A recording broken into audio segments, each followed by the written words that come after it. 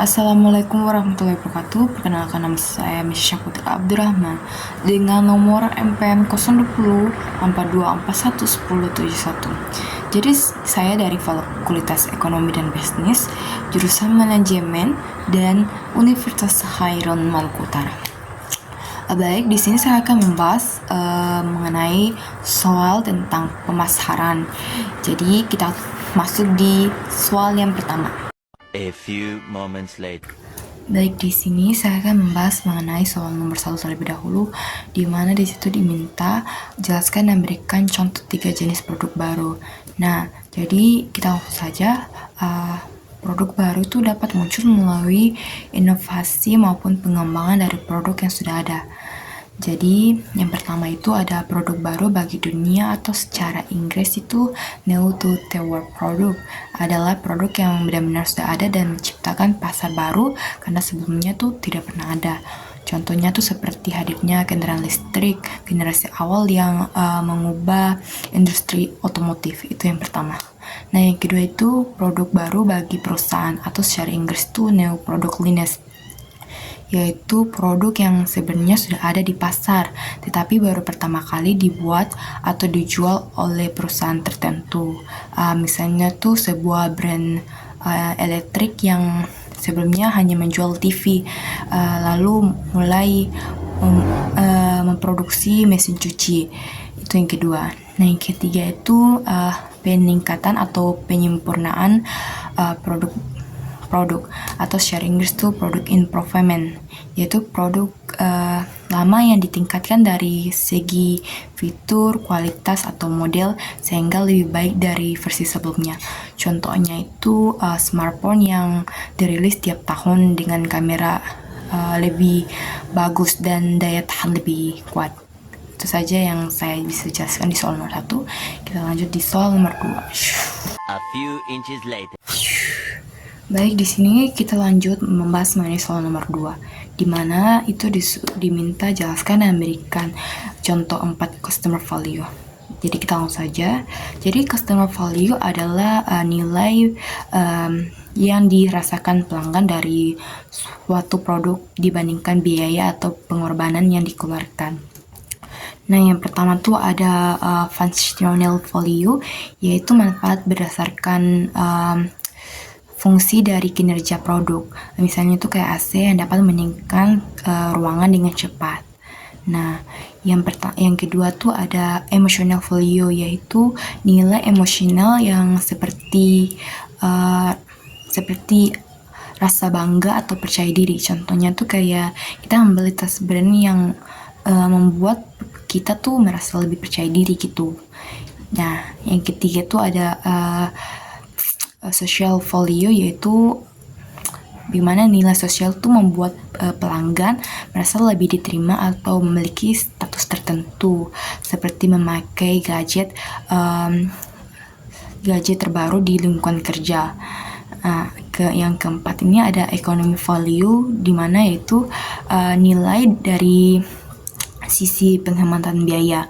Misalnya tuh kayak lampu LED yang lebih awet dan hemat listrik yang sehingga lebih murah dan dalam jangka panjang. Itu saja pembahasan nomor 2. Kita lanjut lagi di pembahasan nomor 3. 2 hours later. Baik, jadi di sini saya akan membahas soal nomor 3, di mana tuh diminta jelaskan 5 faktor penting menentukan kualitas layanan rater. Nah, jadi kita langsung saja. Jadi modal rater itu digunakan untuk menilai kualitas layanan. Pertama tuh ada reliability, yang dimana tuh kemampuan perusahaan memberikan layanan tepat, akurat, dan sesuai janji, seperti pengiriman barang yang datang sesuai jadwal. Nah, yang kedua tuh ada assurance, yaitu pengetahuan dan profesionalitas karyawan yang membuat pelanggan tuh merasa aman. Kayak misalnya tuh kayak tugas bank yang menjelaskan prosedur dengan jelas. Nah, yang ketiga tuh ada tangibles, yaitu bukti fisik layanan seperti fasilitas, peralatan, dan tampilan karyawan. Nah, contohnya tuh kayak restoran dengan ruangan bersih dan teratur. Nah, yang keempatnya ada empathy, yaitu perhatian dan kepedulian kepada pelanggan secara profesional, seperti customer service yang melayani dengan ramah dan memahami kebutuhan pelanggan. Nah, yang terakhir ada responsiveness, yaitu kesigapan dalam membantu pelanggan memproses kualitas. Contohnya tuh kayak layanan live chat yang cepat membalas pesan pelanggan. Nah, itu saja soal pembahasan nomor 3. Saya lanjut di berikutnya soal pembahasan nomor 4. One eternity later. Jadi sini saya akan membahas soal nomor 4, di mana diminta tuh jelaskan dan berikan contoh singkat 3 metode penetapan harga. Jadi kita langsung saja. Metode penetapan harga meliputi beberapa pendekatan umum. Pertama itu ada cost basic pricing, yaitu menentukan harga berdasarkan total biaya produksi ditambah keuntungan yang diinginkan. Misalnya tuh kayak konveksi menentukan harga baju dari biaya bahan, tenaga kerja, dan margin keuntungan. Nah, yang kedua tuh ada competitor based pricing, yaitu perusahaan menentukan harga dengan mempertimbangkan harga pesaing agar tetap kompetitif. Seperti itu warung kopi yang menetapkan harga hampir sama dengan warung di sekitarnya. Nah, yang ketiga ini ada value based pricing, yaitu harga yang ditentukan berdasarkan nilai yang dirasakan pelanggan, bukan biaya produksi. Contohnya tuh kayak iPhone yang tetap memilih harga tinggi karena nilai brand dan kualitas yang dipersiapkan pelanggan. Itu saja soal pembahasan nomor 4. Kita lanjut pembahasan nomor 5 yang terakhir.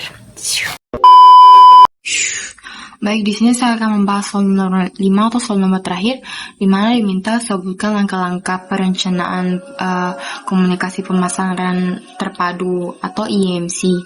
Nah, kita langsung saja. Jadi, perencanaan IMC itu dilakukan untuk menyampaikan pesan perusahaan secara konsisten melalui berbagai media. Langkah yang pertama itu adalah menganalisis situasi pasar dan mengetahui karakteristik target audience. Yang kedua ini ada menetapkan tujuan komunikasi seperti meningkatkan awareness atau mendorong pembelian. Yang ketiga ini ada menyusun pesan yang menarik, jelas, dan selaras dengan brand. Yang keempat ini ada memilih media komunikasi yang efektif seperti iklan, digital, media sosial, public relation, atau promosi penjualan. Dan yang kelima ini ada menetapkan anggaran pemasaran sesuai kebutuhan strategi. Dan keenamnya ada melaksanakan semua aktivitas komunikasi secara terintegrasi. Dan yang terakhir itu ada melakukan evaluasi untuk mengetahui efektivitas program komunikasi dan melakukan perbaikan bila diperlukan. Mohon maaf Bapak jika salah kata. Mohon maaf juga apabila ada kurangnya. Saya Meisha Putri Abdurrahman mengakhiri pembahasan ini dengan wabillahi taufiq hidayah. Wassalamualaikum warahmatullahi wabarakatuh. Terima kasih sudah menontonnya.